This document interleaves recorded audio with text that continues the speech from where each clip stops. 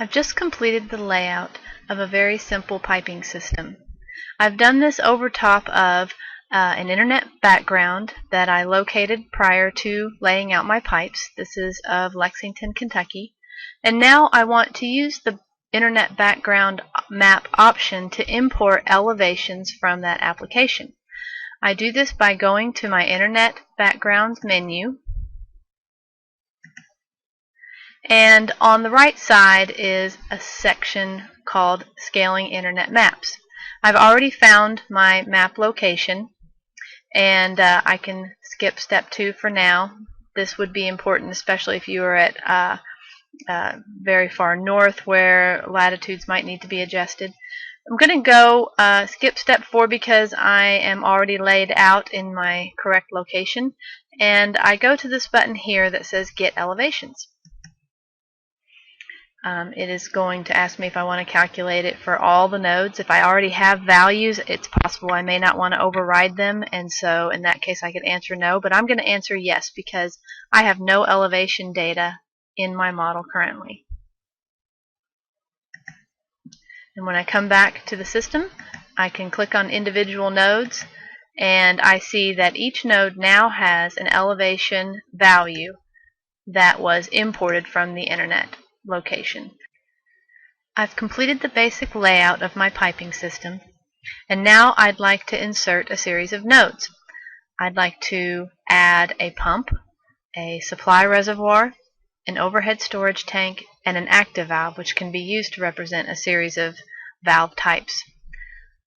To add a node, I'm going to first select an existing junction node. I can click on the column heading with the junction description, or the node description, and simply click on that column heading, and this drop-down selector appears. The first thing I want to add is the supply reservoir. I can define this reservoir with a grade, a pressure, or a depth. I'll choose grade for my reservoir. I want to now insert a pump, and I'm going to put that in the short section of pipe here, and I'm going to use the insert command to do that. So the first thing I do is I select the pipe and point to the location where I want the pump to appear and click the pipe. Here is the insert node icon. I click on that. A series of options appears. I select pump, and my pump is now inserted into the pipe at that location. Now I want to add an overhead storage tank. I'm going to put it in the location of this junction. When I use the drop-down selector, there's a few different choices here. I want just to put a cylindrical tank, so I'm going to choose a regular tank with a fixed diameter. And there is my overhead storage tank. And I'm going to add an active valve in this pipe. So I point and click to the location, use the insert node again, and I select active valve. I've just inserted a series of nodes into my system, and I want to demonstrate adding data for all of the different nodes. First of all, I have this reservoir element here. I have an elevation that I imported from the Internet Backgrounds elevation import feature, but I need to add a grade, and this is the hydraulic grade line of the water level in this supply, which could be a clear well or some other form of reservoir. So I know I have about 10 feet of water in this clear well, so I'm going to put 958.16, so 10 feet higher than my elevation. And that's really all the data I need for a reservoir. A pump, of course, can be more complex. I have used a table type pump here, so I can input data from a typical pump curve to define this pump. A few points about pump information that's optional. I can add a check valve or remove a check valve by clicking this box here. Enter various information about the check valve, such as an associated resistance. And Nodes like pumps are what we call directional. That means it's important what direction the flow is going through them, not only because of a check valve that may or may not be present, but also because, in the case of a pump, we're pushing flow in a certain direction. So we can change the direction of a directional node by simply clicking on this arrow here. And you'll notice in the map that the internal arrow toggles along with my click. But our pump is going in the correct direction now, so we'll leave it at that. We'll scroll back up, and I want to enter curve data that will define this pump. And we have pump IDs, just like we did in the classic interface, but in this case, to enter the information for the pump, we just click on the ID number here, the cell with the number, and a table will pop up where head flow data may be keyed in.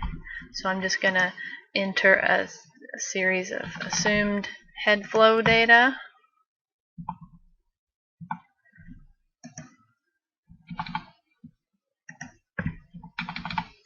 Okay. Now I've got my pump defined with an ID. And if I wanted to define additional ID data, I could use this drop-down selector, select the new ID number, and enter additional data for that particular ID. Okay, tank. I have selected a fixed diameter tank. So the data that I need is a maximum level. We'll call this a standpipe, so I'll say that the high level is about 1100. Minimum level would be close to the elevation, and the initial level will make it somewhere in between with a diameter value as well. Now all my tank data has been defined. I have this active valve here, and I inserted it later, so I don't have elevation data. I'll probably want to add something similar to my tank there. And active valves all need an initial ratio and this resistance value associated with the valve itself. In the new KYnetic interface, the tools menu is now located under this wrench icon, and we have the same resistance calculations tool that we had before, where we can define what we want to base the information about the valve on. We might have a minor loss that the manufacturer gave us, and we can come up with an equivalent, I think that's an 8-inch pipe, an equivalent flow coefficient for that valve. So I have 1558 for a minor loss of 1.5. So 1558. Now I could change my valve type here if I wanted to. If I want to use a resistance factor instead of flow coefficient for this valve, the default being the flow coefficient, I go to the Preferences menu here, and I can uncheck the box that says Use Valve Coefficient CV instead of R value. And when I return to my map, you'll see that there is it's right here, resistance 100%, and of course this value would probably be smaller if I were using R. Anytime you have a question about data entry for a specific node, you can click on the I button. A whole list of node types are available with units and data field information about each one. You can select the one you are interested in and see more detailed information about each. I've entered node data into my system, and now I want to finish out my data entry by adding some demands to junctions. So I'm going to select the junction and just simply enter the demands in the demand field. And my basic data entry is complete. I'm going to use the quick save button here to save my model, and I am going to go to the analysis menu and select error check. I have no errors in my system, and so I'm ready for my first analysis. I go to the analysis drop-down menu again, select Analyze. The analysis setup menu appears. I'm going to run a KYPipe analysis for steady state. I don't have any other settings, so I'm going to go ahead and click Analyze. In the future, I can use this quick analysis button here, where my mouse pointer is indicating right here, and I can bypass the analysis setup menu.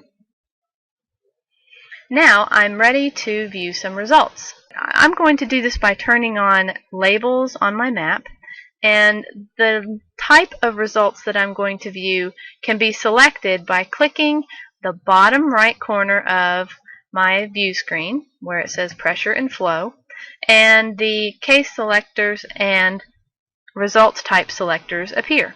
In this case, I only have one case. I just ran a single steady state case, so I'm not going to make use of the time case selector, but I will select pressure and flow. Now I can come up here to my labels menu, and I can select results for nodes and results for pipes. Now the values shown on the map are pressure results at junction nodes and flow results on pipes. With the KYnetic interface is the addition of a label type, a description, and units that can be applied. So I've selected those two options for my node results, and you can see now I have pressure 80.8 psi instead of just the 80 psi value. So I'm going to turn that back off, and you can otherwise control the appearance of your labels with these various buttons: font, color, size, orientation. Another way to view results is to see them in the table. I can do this by clicking on this A button, which if you hover over it, it says display result A. And now you'll see the result value is also added to the table of node information. Now I want to add changes to my model. I'm going to create some different scenarios. First of all, I could create a fire demand at this junction here. I do that by first selecting the node itself where I'm going to apply the change. I'm going to click on this node changes icon, and I can create case 1, the change. I click on the middle cell and select the change that I want. In this case, the only option is demand, and my value, I'll put a large demand for that, and then I can click OK. And let's say I want to change the speed of my pump. I can do that as an additional case. You see that speed ratio is an option here, and I'm going to increase the speed of my pump and see what that does to my pressures. If I wanted to see how the new pump speed change would affect my fire demand, I can go back to the junction and create an additional case. So we'll call this case 3 with a demand change, 500 again. Demand changes are, let me bring that back up, are one change type that isn't carried over. So if you want to apply it for additional cases, you enter a new case for that. You'll see this graphically indicates for which cases this demand is applied, and this is true for all nodes. And so now we have a second case with the fire flow demand, and that will occur along with the pump speed change.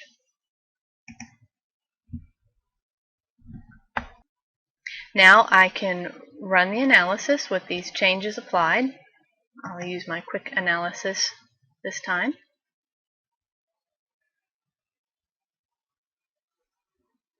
And the analysis is complete. Now I should have a series of results for each node. If I come to the bottom of my screen, my results selection area now has some controls on it that I can use to view the results for different cases. So you see down here it's labeled case 0. I'm viewing pressure and flow for my baseline. Now here is my pressures and flows for my fire flow results. You see I've got, obviously I wouldn't be able to sustain a 500 GPM demand at this location. Then my next case is pressures with my pump at a speed of 1.2, and the third case should be my pressures with my speed at 1.2, meaning 20% higher than normal. So even with my pumping at 20% higher speed, the fire demand is not going to be able to be met at this location, although the pressures throughout the system are higher. This icon here will take you to the master node changes table. And as you can see, all the changes I've made, my two fire demand changes to the junction and my pump speed change to the pump, are all summarized in this single table.